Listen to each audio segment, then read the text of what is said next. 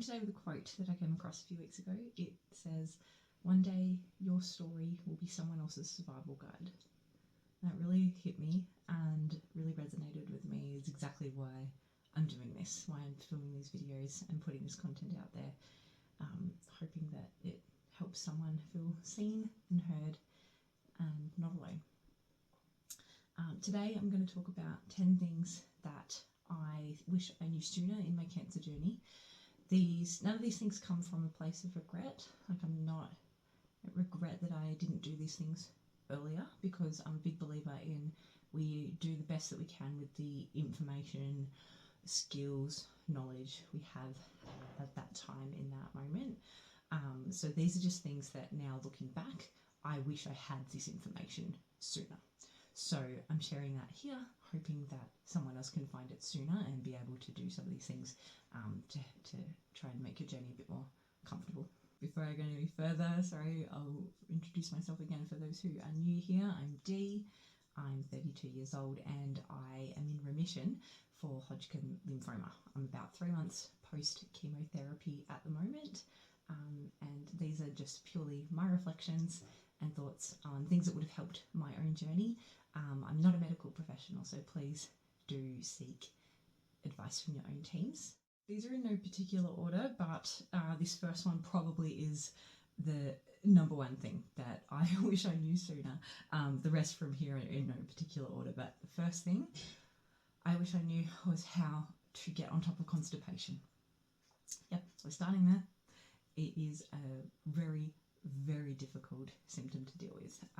For me, it was the worst thing that I had to deal with. I found it the most painful and worst one of all of my chemo side effects. I think maybe I managed to have one cycle where I went regularly every day. Otherwise, it was days. And I'm going to just share a couple of the things that I did that helped me. Again, it wasn't perfect. I was not going regularly, and that caused a lot of discomfort, but doing these things helped tremendously, and it meant that I didn't go 4 days, 5 days even was my worst without going. But there's a couple of things I did. I took Coloxal with Senna. That was with the advice of my hematologist. Now, the thing that I wish I knew sooner in particular here is that you need to start this prep 2 days before you have a chemo session, at least 2 days. So you need to be taking these medications if that's what's been prescribed for you. You need to be drinking more water. You need to change your diet, and you need to do all these things before treatment. Once you've started treatment, it's like a bit too late. If you are already a little bit backed up, that's just going to get worse and compile. So start your prep at least 2 days before each one of your chemo sessions. Other things that I did, I made a mistake of thinking that you needed to add more fibre and that would help. For me and my diet, that was the wrong move. So what actually ended up happening when I increased my fibre was that I was already getting adequate fibre and it was blocking me up more. So it actually made my situation worse.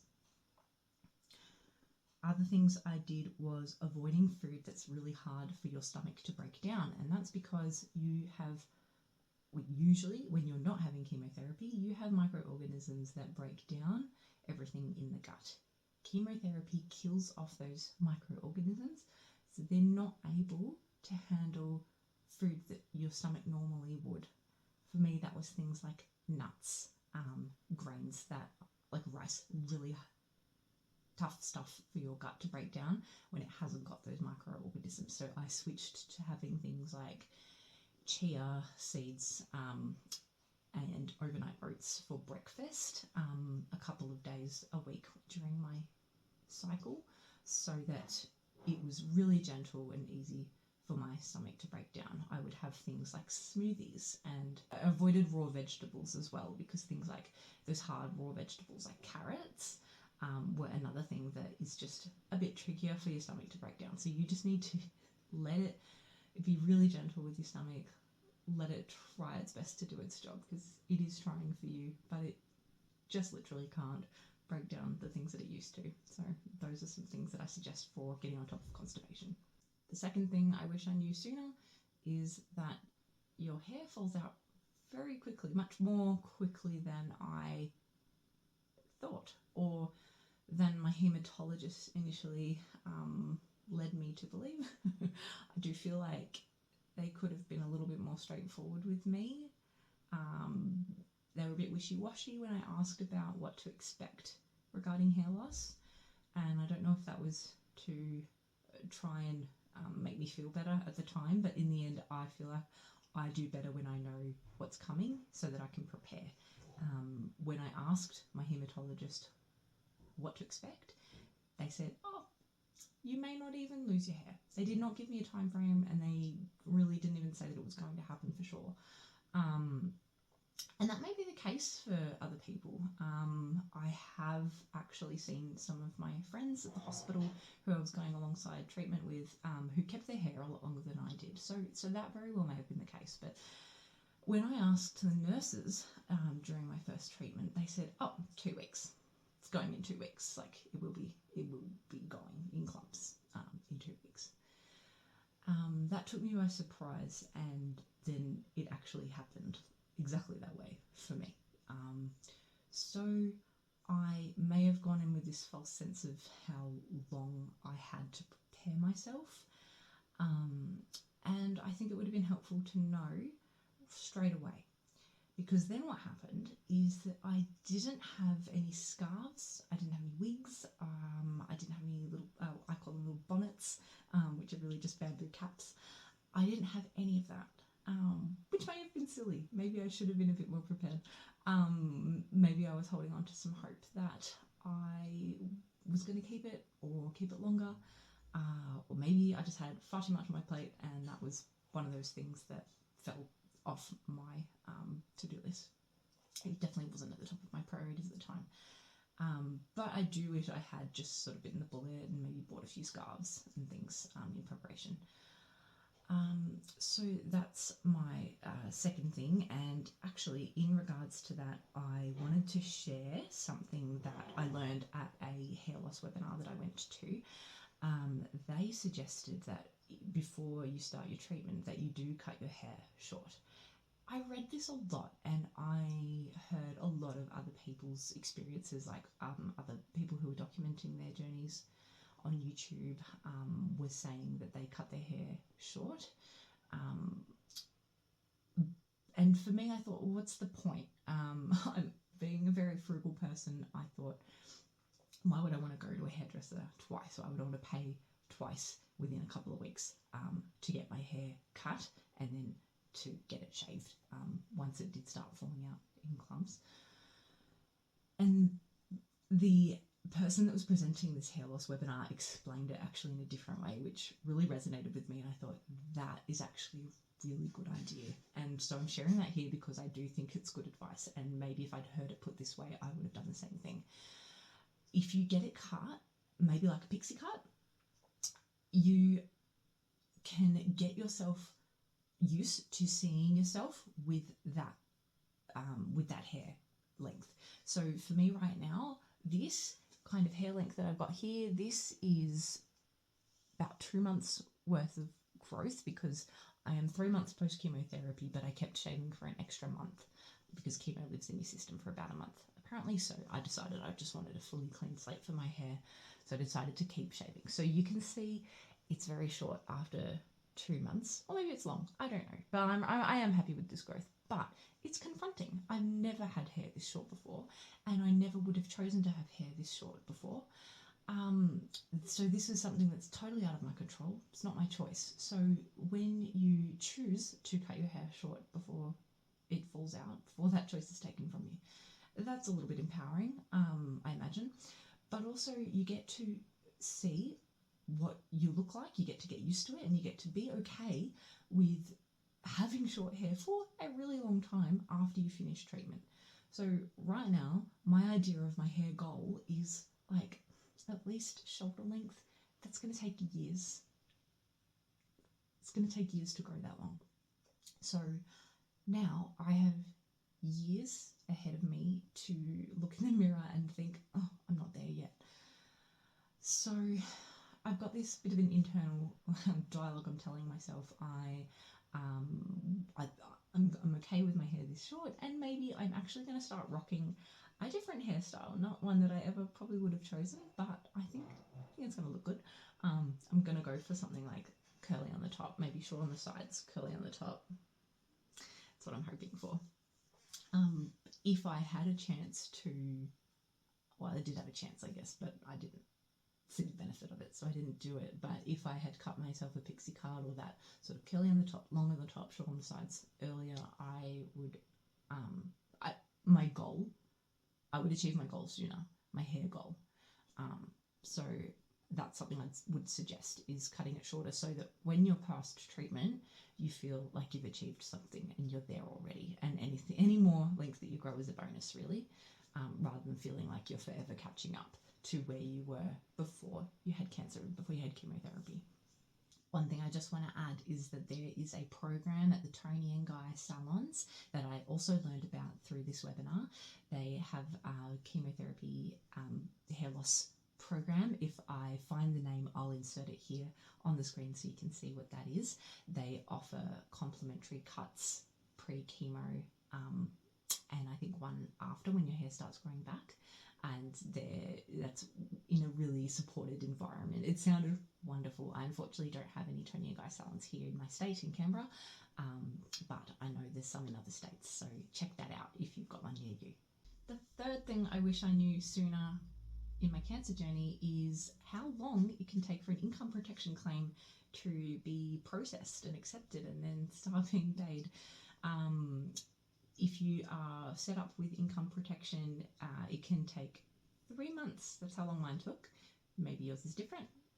Check out what cover you have and get the paperwork in as soon as you have the headspace for it.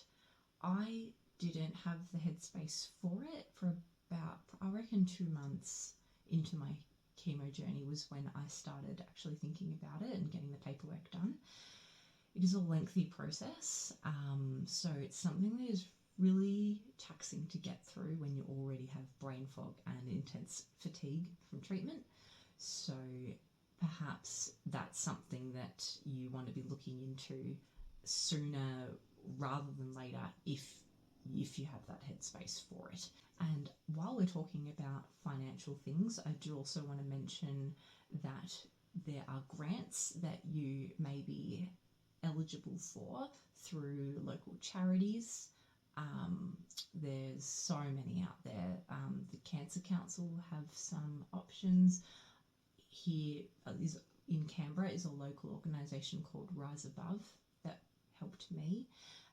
There's so many out there, and they are different for each type of cancer that you might have. I also got support from Lymphoma Australia. They had a cancer care pack that was able to be sent out to you. There's a Look Good, Feel Better. There's so much out there.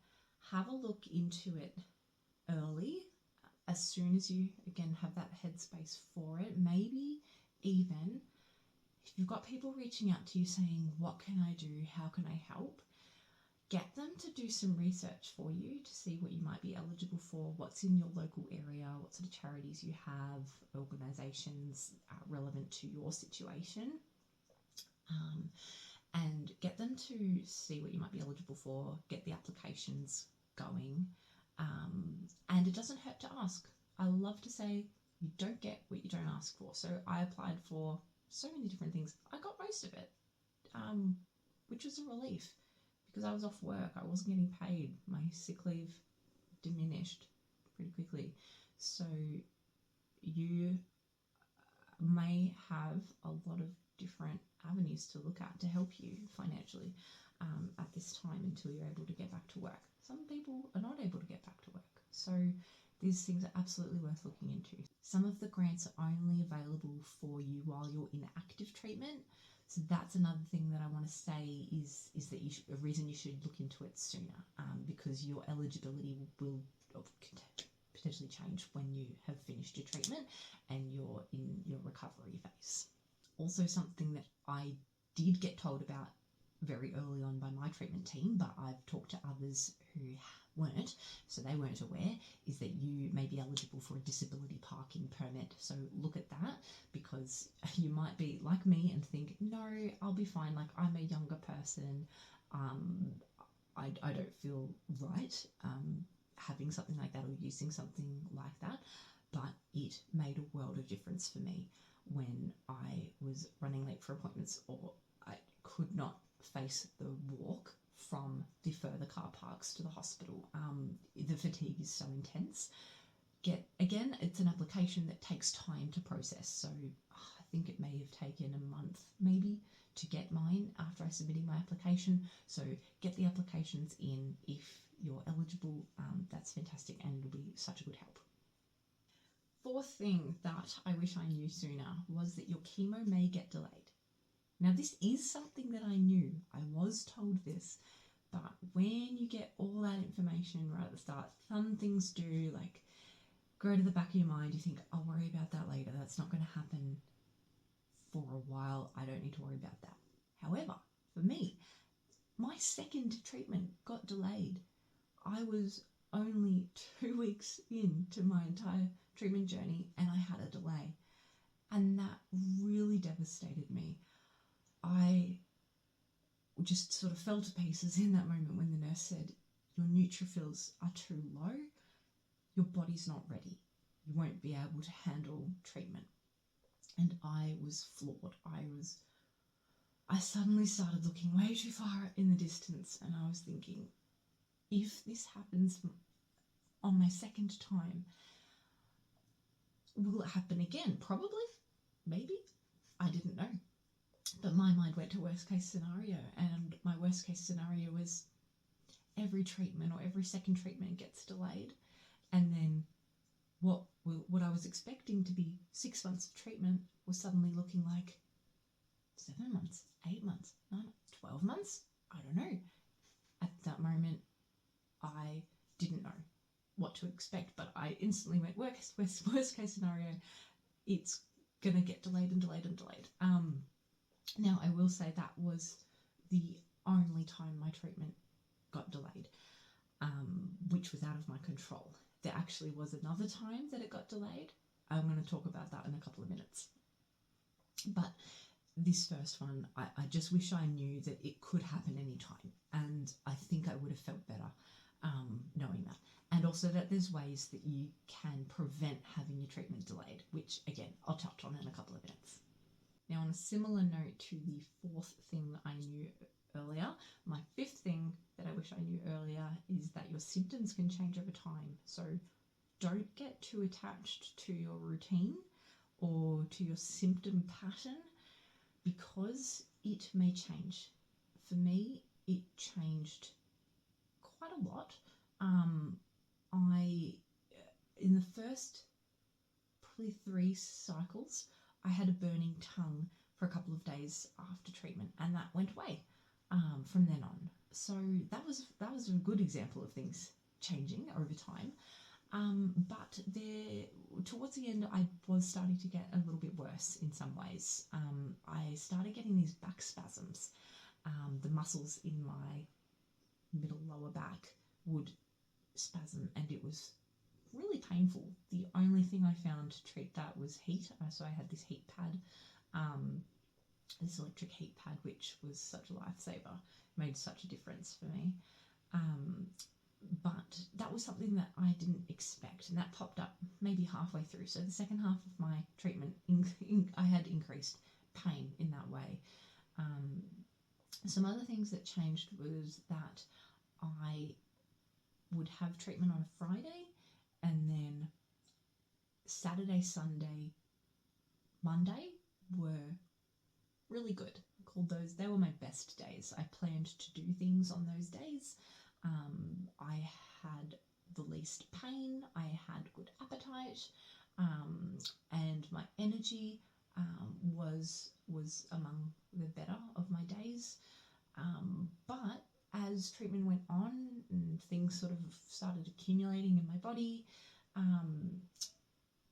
things did start to get a bit worse, which is a bit disheartening, because I'd kind of gotten into this rhythm and was thinking, oh, yep, I have my 3 good days followed by my 5 worst days, then a week of good days until my next treatment. And then so I was able to get myself through thinking, okay, it's just a few more days, just a few more days, just a few more days.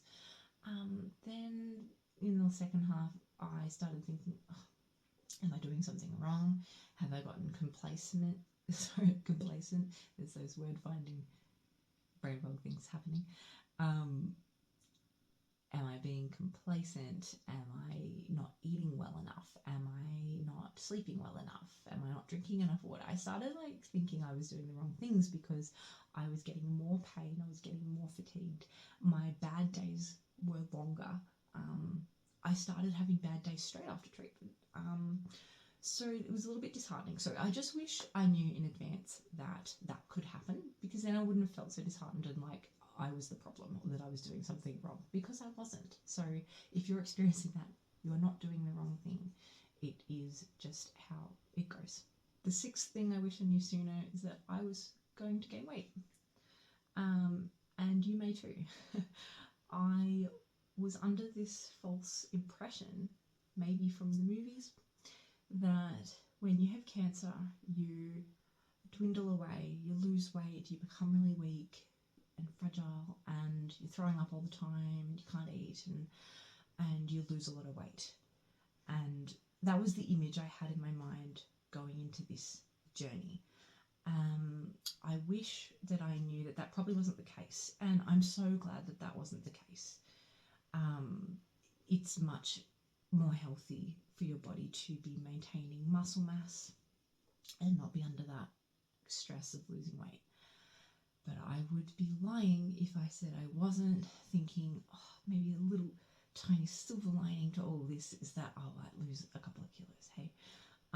Because as women, all of us really, but I feel like especially as women, we have this body image issue there, and it's drilled into us through media from the time when we're children, that being skinny is good, being skinny is what you want to strive for.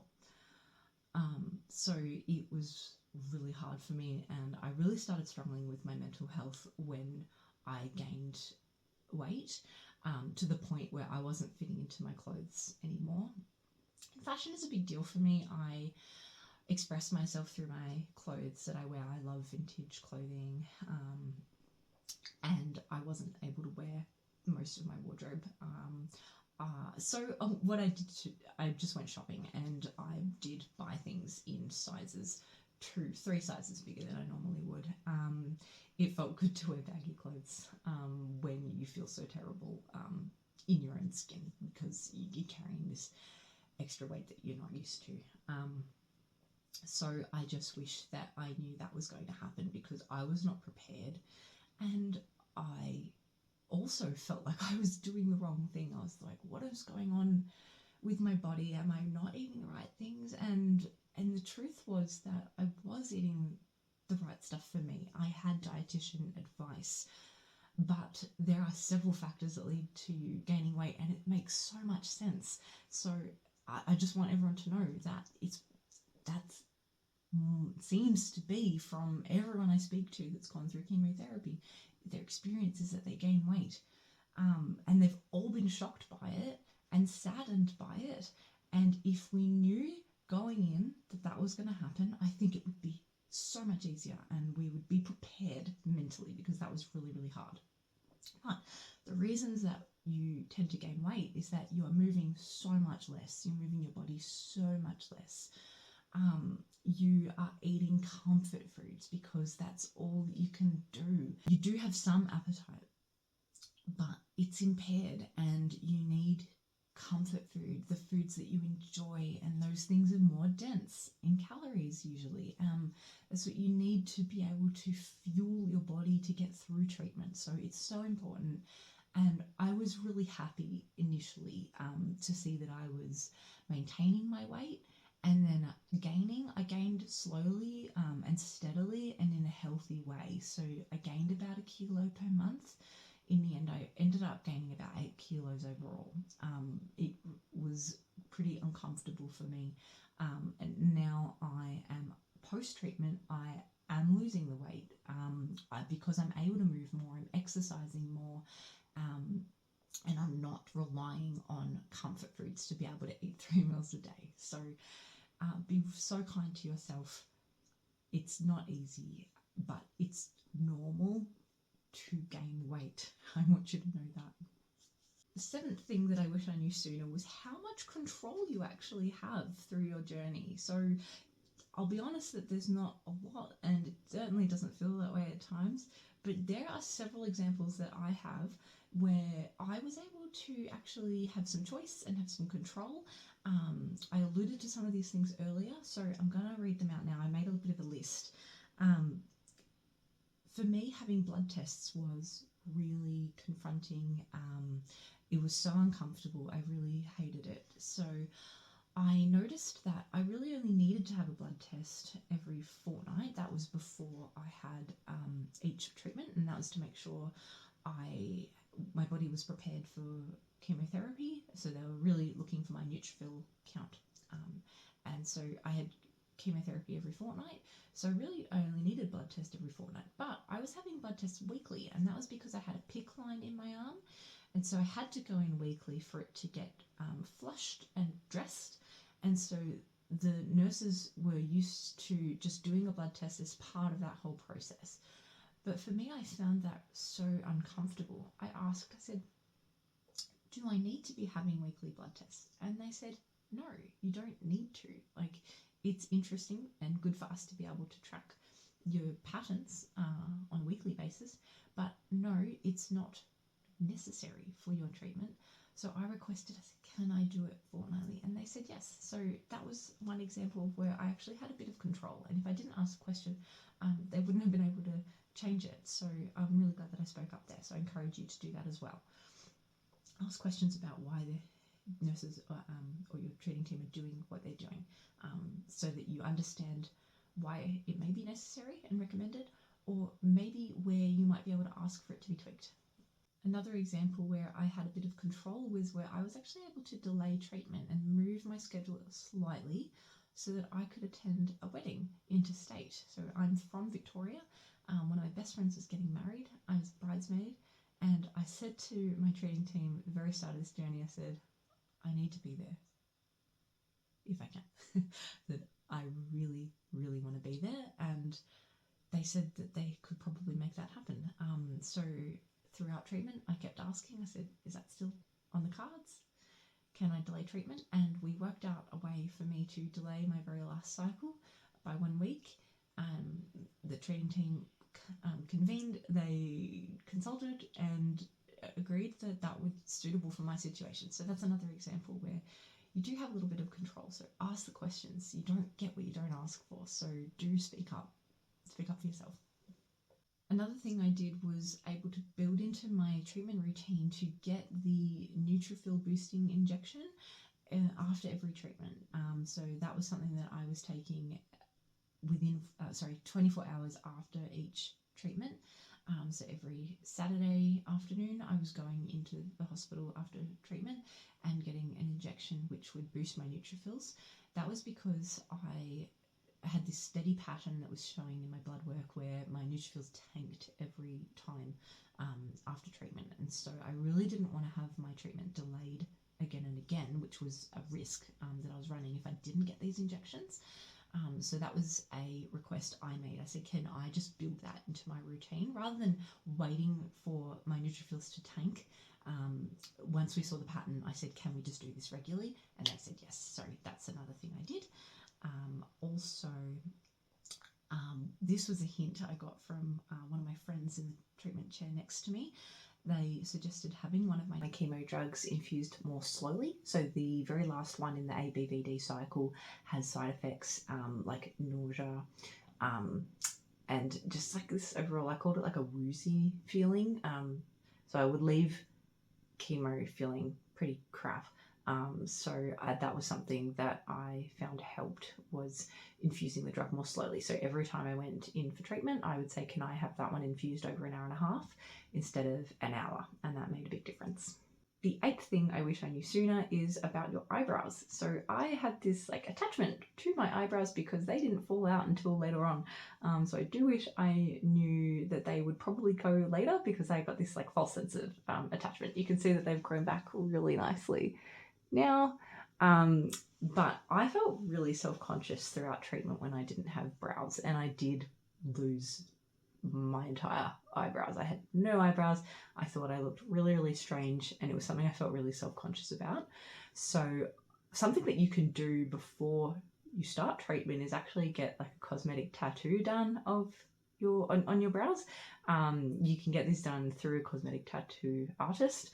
I didn't know about this, and I do wish that someone had suggested it earlier, because I would have done that. And but once I realized it was a thing, it was too late. Once you start treatment, it's too risky for you to get tattoos because of the risk of infection, and your body does not have the white blood cells or neutrophils to fight it. So that was a big no-no. But I do have some suggestions. Get yourself a really good eyebrow pencil or product. So my beautiful best friend, she's really into makeup, so she was my guru in this regard. Shout out to Jacinta, love you. She sent me up several options, and I'm going to tell you which ones found worked the best. This one here. So these are all Benefit branded. The absolute best one that I found, and I tried lots, was this Precisely My Brow Detailer. Detailer being the key word, because there is another one here called the Precisely My Brow Pencil, but for me it was the Detailer it's so much thinner and able to make hair strokes. If I can find a photo, I'm going to insert one here to show you just how realistic I was able to draw these on. This one was also not bad. So this has 3 prongs, strange bubble, that you're able to draw quite realistic looking hair strokes. This is the Mighty Fine Brow Pen, also by Benefit. The 9th thing I wish I knew sooner was how good a cheap wig can actually be. I had this impression that they were all garbage and they would look really bad, but they are so fun, and I sometimes wear my cheaper wigs more so than my more expensive wigs. I've got some behind me that I'll just show you. So this is Garnet, and she's about $20, I want to say. I got her on AliExpress. She's fabulous. I get so many compliments, and people think it's real. So highly recommend. This is Anna May. She's also fabulous. Maybe $30. Again, AliExpress. So if I knew how good cheap wigs were sooner, I would have definitely bought them earlier and been able to start wearing them and enjoying them, styling them, and feeling a bit better overall, maybe sooner. I did really enjoy wearing scarves and head wraps, but there's just something about wigs that are really fun, and it gives you this sense of control. I started to feel a bit more like myself, and then I could focus on the parts of my identity, my personality, that isn't related to cancer. So it helped me from a mental health point of view to start wearing wigs. So I'd suggest diving in and having fun with it, giving those cheap ones a go. The last thing, the 10th thing that I wish I knew sooner was that you are not alone.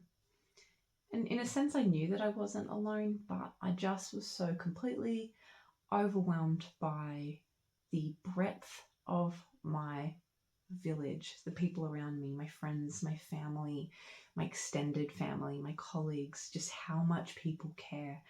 Everyone came together and helped in whatever way they could. They sent care packages. They've sent messages of support and checking in, and it was so beautiful. And I just wish people knew that how important they are and how much you mean to so many people. And it's sad that it sometimes takes going through something like cancer to really see that. But it's the most positive thing to have come out of this entire thing. On that same note around not being alone is that there are so many support groups out there for my specific situation, lymphoma. There is Lymphoma Australia, and there's also the Leukemia Foundation, who run plenty of online support groups, and they're really regular. And I've gone to several and found them so good for connecting with other people, especially younger people. It could be really isolating in the hospital environment, being surrounded by older people and seniors and feeling like you don't belong there, and that you're on the outside, and how can you're going through unique things that other demographics don't. And I think it's so important to be able to connect with people and share your experience, and know that you're not alone, and there's people going through the exact same thing as you, and you can face it together. So let me quickly recap the 10 things that I wish I knew sooner. 1, how to get on top of constipation. 2, how quickly your hair falls out. 3, putting in an income protection claim as soon as you can and other financial applications. 4, that your chemo may get delayed, so don't get too attached to the routine. Be prepared for change. Number 5, again, your symptoms can change over time, so don't be too hard on yourself if it gets harder over time. 6, that you may gain weight. 7, that you do have more control than you may think. Number 8 is get yourself some tattoos on your brows if it's something that you are going to feel self-conscious about, or a really good pencil and start practicing. Number 9 is that cheap wigs can be really good. So jump on AliExpress, eBay, wherever you can get some really cheap wigs. Cheap, I mean under $50, and give them a go. They're really fun. And the last thing is that you are not alone. And that's the whole point of this channel as well, is to make sure that you know you're not alone. So I see you. If you're going through this, please reach out, and I'm very happy to share more. Thanks for joining me once again, and I'll see you in the next video. Bye.